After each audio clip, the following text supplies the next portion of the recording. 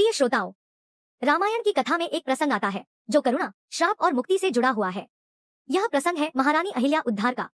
अहिल्या महर्षि गौतम की पत्नी थी। वह सौंदर्य और तपस्या की प्रतिमूर्ति मानी जाती थी।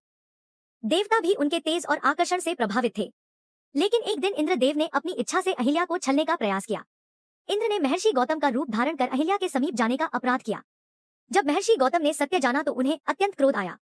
उन्होंने इंद्र को श्राप दिया कि उसका पुरुषत्व नष्ट हो जाए और अहिल्या को भी श्राप दिया।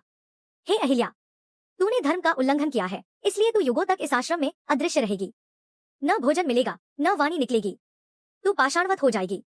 केवल जब त्रेतायुग में अयोध्या के राजकुमार राम यहाँ आएंगे और उनके चरण स्पर्श तुझे प्राप्त होंगे, तभी तेरा उद्धार होगा। इस प्रकार अहिल्या शिला बनकर आश्रम में पड़ी रही। समय बीतता गया, युग बदल गए, किंतु अहिल्या अपनी मुक्ति की प्रतीक्षा करती रही। फिर आया वह पावन क्षण जब विष्णु के अवतार श्री राम महर्षि विश्वामित्र के साथ इस मार्ग से गुजरे।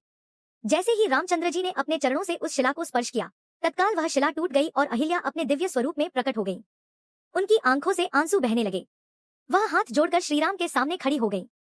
राम ने उन्हें आशीर्वाद दिया और कहा, माता, आपका उद्धार हो चुका है। अब आप पुनः अपनी तपस्या और धर्म पालन में लीन हो सकती हैं।